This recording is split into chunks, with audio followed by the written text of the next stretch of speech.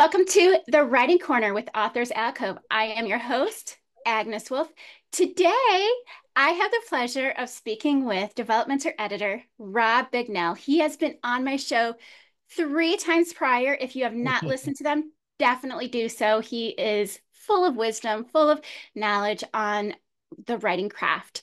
So he is also the owner of Inventing Reality Editing and the author of several books, including a very quick read storytelling 101 series. And how many books are there in that series There now? are 22 books now. So, yeah, and they cover everything from writing to self-publishing, going through the steps of formatting and creating your cover to actually promoting your book. So, creating your website, doing book readings, the whole works. There's more planned, lots of them sort of partially written, but probably a few that are coming up will be one on theme, probably one on how to write like a press release or a media kit when your book comes out or you have a book event so you can get some press coverage of your event and your book release. So those are sort of the big two that are coming up that hopefully this fall yet. So Awesome. And I know that I have personally read the one on plot, which we ended up doing a mhm. podcast on, as well as Right. dialogue. And you changed the name once on me. Is it now the first 250 words? Right. Yep. That's the second one in the series, actually. So, yeah. So the very first one's the one that you read was Devise Your Story's Plot about how to plot a story from beginning to end. And then the second book, like, hyper focuses on those first 250 words or the first page of your novel and what you've got to get in it to make the rest of the book work. And I have actually read that one. In fact, Yeah. because I was just rewriting it, I read it not too long ago, actually. And today we are going to be discussing his book on character development. What is the exact Right. title of that one? Sure. Yeah. This one is called Create Your Story's Character. And I had to look at my notes because I've changed the title about three times. So before it actually went to press, and I'm like, well, which one was it? Would I settle on again? So yeah, I'm it's gl create your story's character. I'm glad I asked you because I had Yeah. creating compelling characters is what I had written Ah, down, but that's a I didn't better know. title. I should have named it that. I think I thought that was a name that you had given me previously, but I had written a Yeah. Yeah. question mark because I wasn't sure. Right. So, Right. so You may have been one of those I was tossing around. So, but I sort of had this formula for all my titles. They all have to sort of follow this basic staccato kind of, first the verb and then what you're creating and that. So otherwise in the series would have all these weird titles that didn't quite mesh up. So trying to make it all kind of conform. let's start talking about the character and character Yeah. development. Um, can you explain like the different types of characters that are essential in a Right. story and how they contribute to the narrative? Sure. Yeah. Well, that's a big question. We've got a whole semester. So, well, the first part of the book, right, like the first 10 pages, is going over all of those terms that I'll be discussing some of the more important ones here. But it's important to know what those terms are because later, once you get into the nitty gritty of developing a character and character arcs and so on, you really need to know those terms to sort of differentiate your characters, who they are. So, probably the quick and easiest way to go and think about a character would be a protagonist versus antagonist.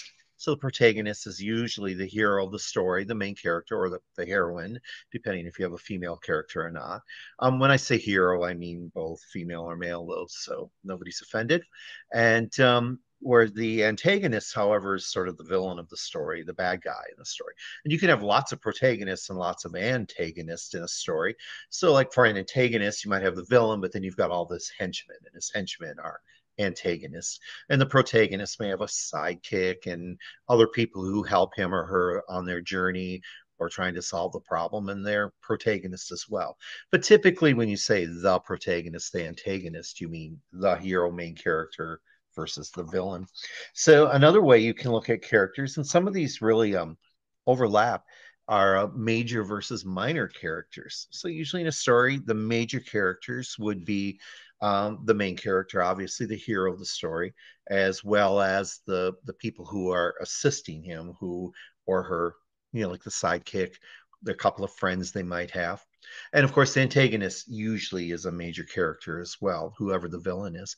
All the other characters are sort of minor characters. For example, if you have a detective story and your detective has to go interview this businessman, he might first go to the businessman's office, and of course, who stops him? The personal assistant or the secretary. And the secretary slash PA is a very minor character in the story. They just appear in that single scene.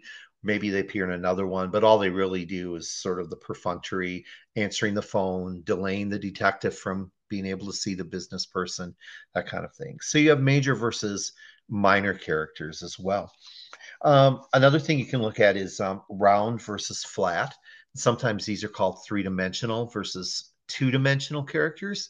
So a round or three-dimensional character is one that is sort of fully developed, has a full emotional life, a full background. Typically, they change in a story, not always, but typically they do. Whereas a flat two-dimensional character is like that secretary PA who answers the phone and stops the detective from going in. She doesn't have a fully developed life. She's just serving sort of the stereotypical role of being there. And creating sort of a problem for our main character in order to solve his problem. She's sort of an obstacle to it. And that's usually what flat characters are. They just sort of serve that single role in a story. Another way you can think of a character is dynamic versus static. Now, a dynamic character is one that changes in a story, they evolve. So the person they are at the beginning of the story is very different from the way they are at the end. Whereas a static character is exactly the same kind of character that throughout the whole story. Typically, all flat characters and all two-dimensional characters are static. Not all three-dimensional round characters are dynamic. In genre fiction, for example, like our detective, he probably is not dynamic. He probably doesn't change as a person. His sole purpose is to solve the crime or the mystery or to solve the problem. But in most stories, especially once you get into more literary fiction and once you get out of maybe you get into more serious genres like a serious fantasy story, a serious science fiction story, definitely a serious romance story, you'll have that main character, the protagonist, changing. So all of these characters, you can be multiple one terms of these different definitions. You could be a dynamic character who's a protagonist and is round and three-dimensional, right? But you could also be an antagonist that's flat and two-dimensional and static, right? So an ideal character, though, an ideal main character in most stories, and I'd say even in genre fiction as well, you would want them to be the protagonist who's dynamic, meaning they change their personality, their views, or their outlook on life change somehow during the story. And because of that, there'd be a fully developed round character, a three-dimensional character as well. And of course, they're a major character in your story. They don't just appear in a single scene or two. So those are sort of the major types of characters. There's, other ones you can go into like milepost characters and so on, but these characters rarely appear in most stories. They're usually stand out because they're sort of the exception to what most people write. So, when you're creating the backstory Mhm. for a character, what are some elements that you should consider, and how do these elements influence the character's actions and motivations? Sure. Um, in 25 words or less, right? Yes. That's a big question. So, with a character's background, you always want to think about what is the plot of the story. So plot and character are really entwined with one another. I mean, you do get in genre fiction where, especially say in very basic Harlequin romances, westerns, space opera, science fiction, you get where it's really plot oriented and the character is just sort of secondary to the plot. But in most genre fiction, especially fantasy, good science fiction, definitely literary works that you get into, you're going to have a character that's driving the plot. So you have to sort of think about plot and character together when you're developing your background for your character. So the first thing you'd want to ask is, what is the problem that my character's got to solve in this story? And then from that, that's when you start building the character's background because you want to build a character who will have difficulty solving that problem, yet at the same time is the ideal person for solving that problem. All right. So sort of two contradictions. And the reason for that is because you want your main character to fail through the story. You don't want them on the first attempt to solve the problem, right? They have to fail. So in order for them to fail, they have to have a background that sort of makes them not ideal for fixing the problem, right? Although it's not uh, written prose, but I think a good example of this is in a movie like Indiana Jones. So Indiana Jones has a major flaw, right? He is afraid of snakes. And so, of course, that drives the plot because then what happens is there's always a scene where he ends up where he's got to go through snakes. So he's got to overcome his fear. That's sort of a really baseline example of it. Obviously, it's a lot more sophisticated in writing, but that sort of gives you an idea. So to sort of answer your question, what then would you ask yourself while you're creating this character is first ask yourself what's the problem to be solved, and then ask yourself some different questions like what does the character most fear, and so always ask yourself then, well, if he's got to solve this problem, what's one fear that would be an obstacle to prevent him from solving that problem? Another thing you might ask is what are their inner flaws? And that might be the same thing as their fear. But usually an inner flaw, when you think about that, isn't just fear. It's sort of a misunderstanding of the world, or they believe some kind of false belief or lie about themselves or about society and how it works. And so that might be some type of inner flaw that they have, or it could be just some defect in their personality, like they're angry all the time. And if they're angry, they can't be calm enough to think through a solution to a problem. All right. So then another thing you might think about is like, what are their favorite things in life? Because these favorite things help sort of form and create the roundness of their character, right? Because if you have a character who doesn't have any interest in anything outside of solving the problem, then they can be kind of dull, right? So, I mean, one of the fun things about characters are the things they're interested in. So, like in an Ian Fleming spy novel, for example, with James Bond, right? Part of the fun of James Bond is the fact that he's really good at gambling and he's really good at, he knows his drinks and his alcohol. And of course, he's a womanizer, which appeals to some men. And so, those are things that he's interested in. Those are things that he likes. But those things all perfectly relate to developing the plot because if he's going to try to solve a problem, maybe he's going to meet his nemesis at the poker table or the roulette table at some casino, or perhaps because of his inner failure of being a womanizer, the inner flaw, he gets himself messing around with certain women who are actually working for the antagonist, who are, going to then allow him to be captured or allow him to spill information that he shouldn't have spilled, right? James Bond does all these stupid things despite how intelligent he is. Or, the beverages that he drinks. Sometimes he drinks a little too much as well, although that's not a big thing in the current Bonds, but the original Bonds maybe with Sean Connery, and definitely in the Ian Fleming novels, he sometimes overdrinks a little bit. So he gets into trouble because of the things he likes. But then ask yourself, what are the things that he likes that would affect the plot? All right, that would affect his ability to solve this problem. Another thing you might look at are things like mannerisms, how he behaves, how he acts. James Bond, for example, is always smooth and suave, right? And lots of detectives, though, in detective stories, for example, will get angry after a certain point. They'll be like, "You're not giving me the information I need," and then they, throw some little temper tantrum and so on, right? But that would then affect the plot of the story as well, prevent him from solving the problem, some of his mannerisms that he has. Another thing you can look at are things like attitudes, habits, their appearance. Appearance is one thing I would really um, not write much about in a story, the appearance of your character, primarily because I think when the reader comes to your novel, they already have sort of this preconceived notion of what a character like that might look like, right? We sort of all of us think, well, this is what a cowboy looks like. This is what a He-Man alpha male looks like. This is what a starship captain looks like, right? And so the more you explain, the more you might sort of break that sort of fictional imagination that's going on in the reader's head. Now, there are times when you do want to describe characters, obviously, and if you do, it should be for good reason. And the reason should be because it somehow affects the kind of person that he is. So if you want your character to be extremely good looking, the reason why he's good looking is what? Well, maybe because he's a womanizer like James Bond. And so that's one of the tools or techniques he uses to, you know, to get slip into bed with some women is because he's so handsome and good looking, right? So you might do things like that, but you don't have to go into a lot of detail about what makes him good looking, right? And if you're going to describe it, again, make sure it has something to do with the plot. So he decides he's going to seduce this one woman, but she's actually working for the antagonist.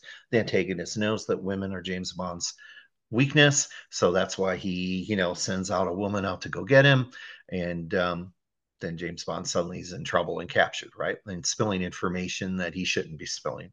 So again, it's plot oriented how you're developing your characters. And I think a lot of novice writers don't really focus or think about their character's background that way. They instead get these nice little sheets that are all online that say, well, tell me, who are their parents and what movies did they like and what high school did they go to? And that may be sort of relevant. It might be in your book, but for the most part, most of that information is irrelevant. I mean, we don't really know who James Bond's parents are, except unless I think it took like the 25th or 26th movie in the series, right? Before we finally got to that to tell who are his parents, because we've always wondered who is this guy's parents, right? But we don't need to know that for most of the movies or novels that we have. And the same thing with other characters, right? We don't really need to know a lot about who their siblings are and so on, or even if they have siblings. It's pretty irrelevant. You might do it in your own mind as a writer to sort of so that way you have as an author a fully developed sense of who the character is, but don't stick it in your novel unless or your short story unless it actually has a purpose and is relevant. So anyways, that's 25 words or less. So, what techniques would you recommend for people trying to develop those type of personality traits and those other types of traits? Sure. It always goes back to looking at characters' values. I think. Well, two things. One is sort of as I mentioned before, asking yourself what is the problem they have to solve, and then what are the traits that could get them into trouble and prevent them from solving it. But then also, what are the traits that they should possess that allow them to solve the problem, right? So if there's some kind of technical issue that needs to be solved, they should have some background somehow in electronics or in computer software or hardware, right? Depending on what the problem is they have to solve, right? They should know how to do that. Um, the guy shouldn't just be able to go and know that this is how I solve it automatically, right? They should have something in their background about that. But I think in addition to thinking it in terms of plot, think about it in terms of the character's values as well. So the character probably has some kind of values, right? They're not just, I like this, I like that, but they actually have personal beliefs that they carry. And so you can sort of develop those as well to do that. So let me see if I can give you a good example of that. Um, of where a story occurs where that you might do that. I'm trying to think of one right off the top of my head. So let me look at my book real quick and see what example I gave there, right? So um duty, for example, might be a value that a character has and possesses. So if they believe in the value of duty, they might be willing to sacrifice themselves or put themselves in harm's way in order to accomplish that duty. So then ask yourself, is that necessary in my story that he puts himself in harm's way to solve it? In most stories, especially action adventure stories, it would be important. Another one could be he values family and believes that oh, let's change that a little bit from family. He believes in the value of parents and approving of their children. And maybe that's some sort of fatal flaw that he actually has. So he wants approval from his father, for example, in a story. And ask yourself, of course, how does that relate to my plot again? If he has that value, is there something in it that could solve that? So maybe the problem he's trying to solve is something that his father failed to solve once, and so he went into his father's same line of work, and now he's faced with the same kind of problem that his father had. And so this is one way he can prove himself, even though his father may have passed away years ago, but at least in his own mind, he can prove himself. But likewise, that can also be an internal flaw. Maybe it's really not important that he prove himself to his father. Maybe it's more important in your story that he prove himself independent and be the kind of person that he is rather than the kind of person his father wants him to be. So there's lots of things you can do there in terms of values as you're developing a character's personality. And One thing that I find is very important is the voice, Mhm, your character having a distinctive voice. And I know somebody who did this really well. She's an indie mhm, author. She wrote Unmasking the Curse, but she has three main point of view characters, and she actually writes in the first mm, person. And you don't even have to look at who is on the top to know who is writing or who is speaking mhm, or whose point of view it is, because she has done such a good job of mm, having such a mm, distinctive voice. How would right. how would you how would you help an author have a distinctive voice for their main characters? Sure, absolutely. Yeah, no, that's a really good point. And switching not necessarily points of view, but the viewpoint character is a really common technique that a lot of indie authors are really exploring, and even more traditionally published authors are now starting to do as well. I think it's because of the influence of television and motion pictures. You know, we see movies that are sort of and TV shows that are told from this, third person omniscient perspective, but the viewpoint character changes from scene to scene all the time. And so we're starting to translate that into our writing as well. And it used to be 20, 30 years ago, we would tell writers don't have more than one viewpoint character, right? Just focus on one. And I still advise that to most beginning writers. It's easy. It may not be easier to write, but your story will hold together better if you stick with one viewpoint character. But to answer your question, so how do you get those distinctive voices? Because even if you have a single viewpoint character, just one, you still want that character to sound differently than the antagonist or differently than the other characters who are maybe major characters but not as important as your protagonist, like their sidekick or their best friend or their mentor. They have to sound differently. So to answer your question on how to give them a sort of a distinctive voice, the big thing you're going to really focus on is the cadence of their speech, of their speech, of how they actually talk. And if you're telling the story in first person, of course, you're not only incorporating that in your dialogue, but you're incorporating that in their actual narration of what's occurring and what's going on. So different cadences that you could have. Um, think about the way different people speak in real life. Some people speak, this is very baseline explanation, but some people speak real slowly, like they're contemplating what their next word is going to be. And other people speak really rapid and fast and try to, shoot it out really quick, right? Those are very different kinds of personalities. So you want to pick a cadence that sort of matches your character's personality. And again, their personality should kind of tie up with how do they solve this problem? What's the best kind of personality that a character could possess to solve this story's main problem? And then you match your cadence around that. So you want to really have an ear for the cadence of people speak, their speech. And so I always advise not just reading a lot, obviously, and trying to focus on their cadence of speak, but just even watching when you're watching TV or watching a motion picture, focus on that character and see how is it that that actor or actress creates a unique character that's different from the other ones in the story, and just focus on their cadence of speech. Along with cadence comes other things like word choice, for example. Um, Obviously, a character like the Lone Ranger would speak differently than Tonto. Captain Kirk speaks different than Mr. Spock, right? James Bond speaks different than Q, who the guy who comes up with all the cool electronic toys that Bond uses, right? Because there are different kinds of personalities and different characters. So word choice can play a role into that as well. Um, a little bit going along with that might be things like accents. I try to tell writers to avoid accents as much as possible, usually because you get it wrong. And you don't want to.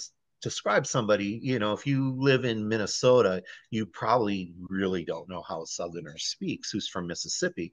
And what you're probably doing is mixing together what you've heard actors and actresses say, right? And it's probably a mix of how people from Alabama, Mississippi, and Georgia speaks rather than one specific dialect from a specific area of a state. So you have to be, really careful, right? And with the accents, but that doesn't mean don't include them. And so the way you include the accent is by using obvious word choices. So if you had somebody who was British, right? You wouldn't have to replicate that in your dialogue, British speaking. You could have them speak like an American does. But what you would do is incorporate British words. So, a British, somebody who's from the United Kingdom would never go in a truck. They would go in a lorry. They would never take an elevator. They would go in the lift, right? So, you incorporate it like that. So, the same thing like with Southern talk. You would then find, well, what's something specific that somebody who's a Southerner from my area would use, and then incorporate that in your accent. But generally, accent is not a great way to give your character a unique voice, because what you're ultimately doing in most cases, I mean, there's exceptions, right? Like I'm originally from Wisconsin, so I could probably write like how a person from Wisconsin speaks fairly well and get it right. But even in Wisconsin, we have different dialects. So like if you're from Milwaukee, you don't drink from a water fountain, you drink from a bubbler. So somebody from Wisconsin who's from Milwaukee would go, well, that guy doesn't know at all how a Wisconsin person speaks, right? Even though I grew up there and know, right? So because I use the word water fountain, and I give myself away as somebody who lives closer to the Minnesota border. So don't rely on accents to create your story character's personality. One other thing you could do, though, in terms of word choice, is use catchphrases. So catchphrase is sort of a phrase that the character uses over and over again. So I'm sure we've all seen the like Dr. McCoy from Star Trek will always say, "I'm damn it, I'm a doctor, not a right," and then you fill in the blank. Or Mr. Spock's is fascinating all the time, right? Or on I'm dating myself now, like Gilligan's Isle, the television show, right? Skipper always calls Gilligan his little buddy, right? And those are catchphrases that character uses over and over again, and sort of gives them a unique voice, because no other character in your book should use that catchphrase unless they're mocking your main character in some way, right? So that's sort of what you do. You focus on cadence, then word choice, and then maybe you can use things like catchphrases, very limited use of accent to sort of give characters a distinctive voice to separate them from other characters. I wish we could just keep talking all day because I have Yeah. several questions that I'm like, I don't have time to ask this. So I'm like narrowing down, okay, what All do right. I want to know? But one of them that I really want You to have to ask, read the book. yeah, which I So, did get. yeah. So what are some common pitfalls writers should avoid when developing their characters? Oh, sure. Yeah. There's there's lots of pitfalls. At first, they seem like they're really great ideas to do, and probably somebody used it before you, and it worked in that book because it was a great idea because it was the first original time they did it. But then, as soon as you take somebody else's idea that was original and you keep reusing it, then it sort of becomes cliche, right? But I think more in terms of pitfalls, I'm thinking more in terms of these are mistakes that writers make that actually create more problems for them than they solve. So, a good common one to use is the author surrogate. So, an author surrogate is when the main character is really just a stand-in for the author. It's now there's a little bit of the author in every single character we do, right? Obviously, but if your main character is just sort of espousing your views as the author, sort of almost like it's almost like you wrote an essay as an author, and then your main character is just repeating that essay, that nonfiction essay you did, right? And trying to put it into fiction. So the problem that happens, of course, is we all have egos. And as authors, if our main character is really just us, we tend to give that main character maybe more wording and more play in a story than they probably should have, at the expense of other characters who could help you develop your story or plot. Right. This isn't to say that author surrogates haven't been done well. They have been. I'm trying to think. A Stranger in a Strange Land is a good science fiction novel that uses an author surrogate as well. But that works because the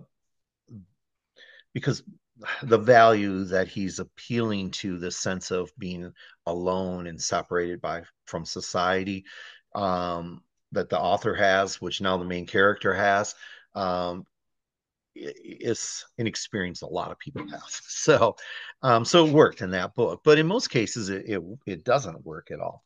Another one is sort of chewing the furniture, and this is where your character is really over dramatic. It's a term stolen from theater. In theater, when an actor overacts, we call it chewing the furniture. It's like they bite into the furniture and start tearing it apart, and we're all like, "What's going on?" That's incredible.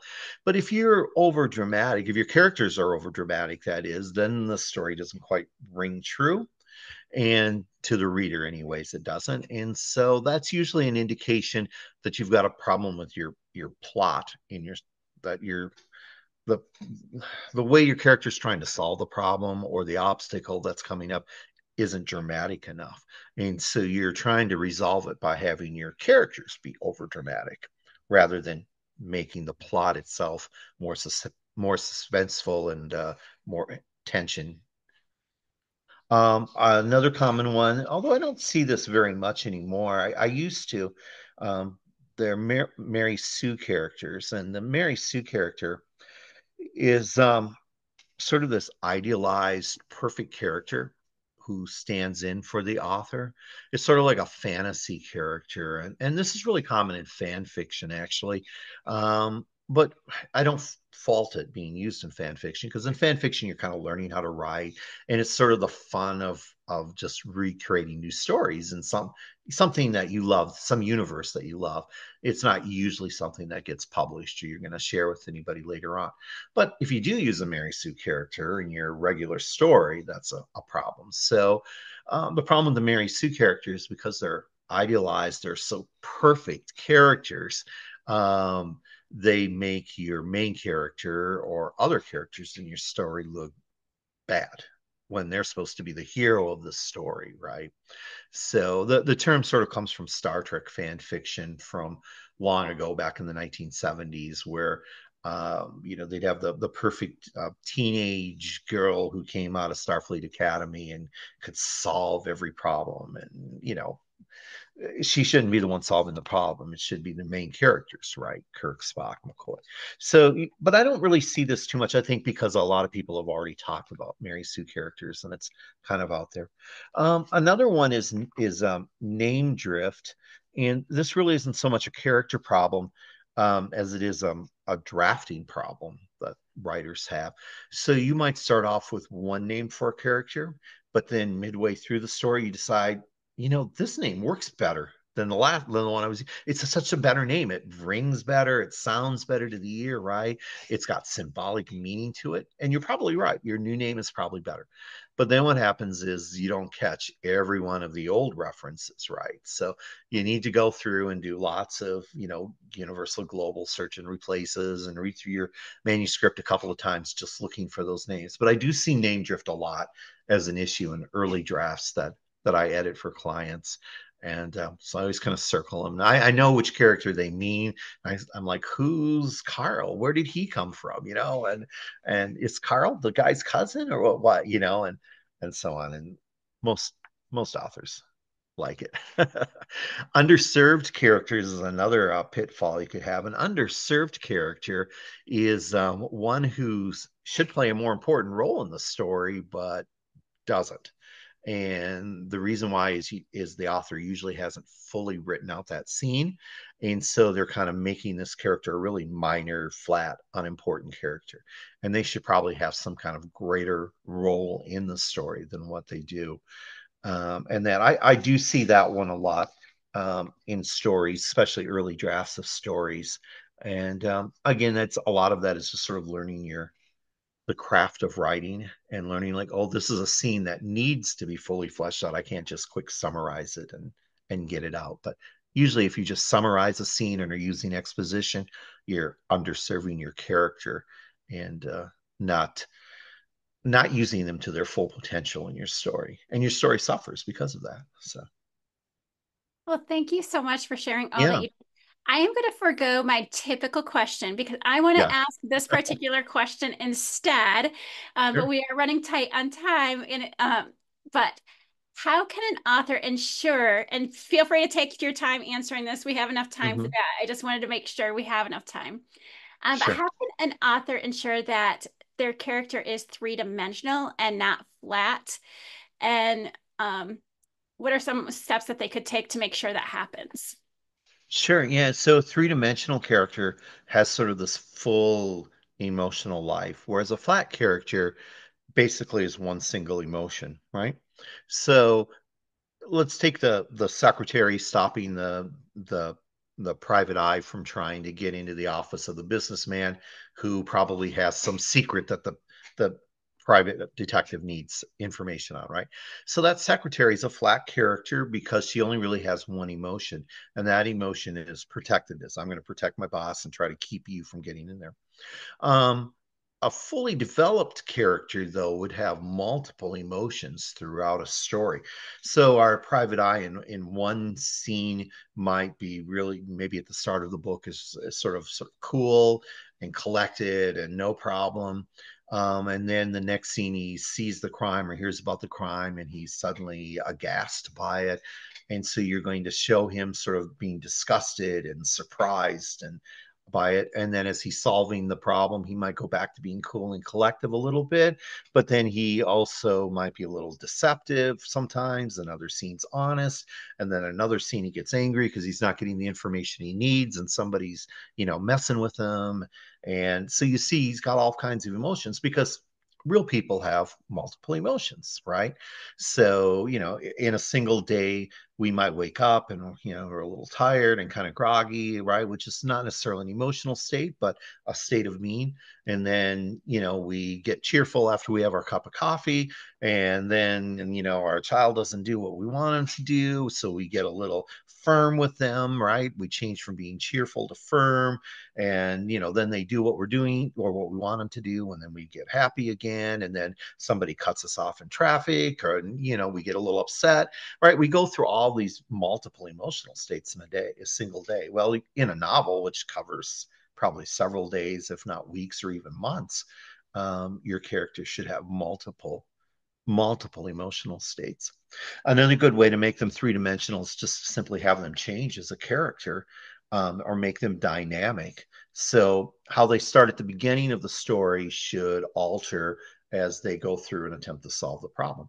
Each time so what they might do, I'll explain a character arc in 100 words or less. So, in a character arc, right, you start with the character has some kind of lie that they believe or a false belief about themselves or about their society.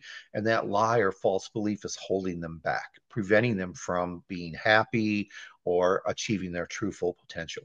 So, as they attempt to solve problems or face problems throughout the novel, with each experience they have, they come a little closer to realizing that this is a false belief, it's not true, it's a lie, and then begin to start exploring what would happen if they changed and accepted this new belief, this new idea, and then what would happen if they actually held that belief.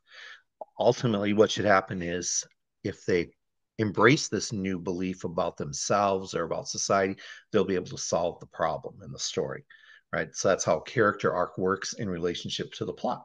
So by the end of the story, your main character, is a whole different person than the one at the beginning. And that can occur because they went on some kind of journey. It could be a coming of age novel in which they mature as a person.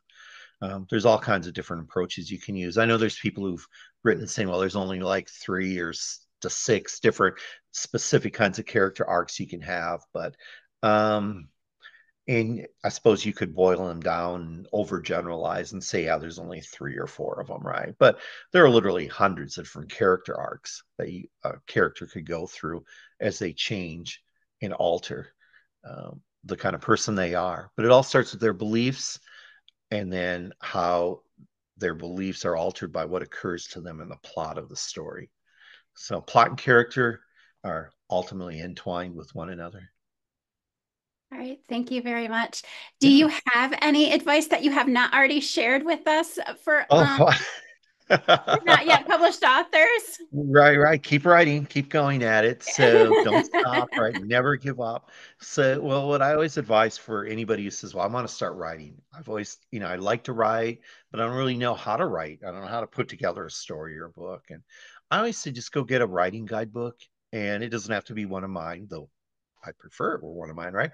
But get any kind of writing guidebook and just read maybe 5 or 10 minutes of it a day and learn some specific thing.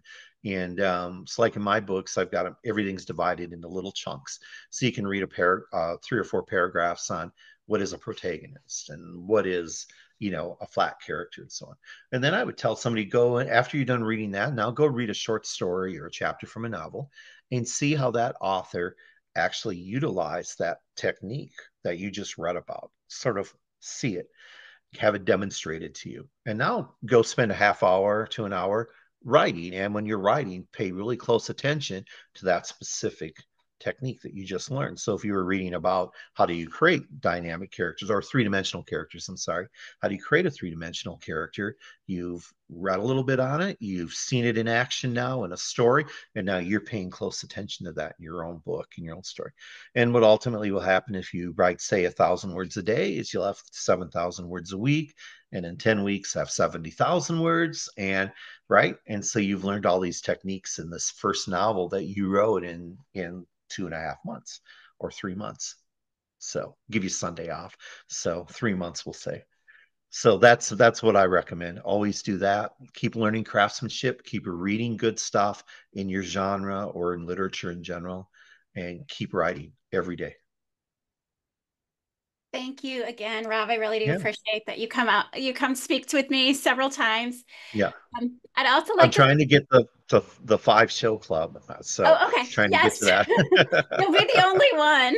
At least, well, actually, I do have Yeah. some people who are on my Meet the Author book club, and they're getting there's one person that's getting close now. Oh, gotcha. But anyway, I would also like to thank my listeners. If you have been listening for a while, I would love it if you liked, subscribed, or rated this podcast. This not only allows more listeners to find my podcast, but also for more readers to find my author's books, such as Rob's. It and again, I had the privilege of excuse me. I had the privilege of talking with Rob Bignell. He is the author of the Storytelling 101 series. I strongly recommend. I have skimmed many of them. I've read a few of them, and also just revisit his previous interviews on plot, the first 250 words, and dialogue. Until next time, keep Yeah. writing and reading. Thank you, Rob. Thanks. You have a good day. Thanks for having me as a guest. Thank you for joining us at Authors Alcove, the Writing Corner. We hope today's discussion has inspired and informed your writing journey. Don't forget to subscribe, rate, and leave a review to help us reach more writers like you. And remember, we are brought to you today by the letter K, as in Knowadays, K-N-O-W, knowadays.com, a company that offers many courses from how to become a freelance writer to how to become a proofreader and editor. Also, I'm always appreciative of any of you who support me on Patreon. You can find the links in the show notes. Also, you can check out me at Authors Alcove, the Healing Place, where authors share about their books on healing and recovery. You can also find me at the Authors Alcove, the Reading Nook, where we talk about reading fantasy, sci-fi, and the occasional horror. Until next time, keep writing, keep creating, and we'll see you back in the Writing Corner.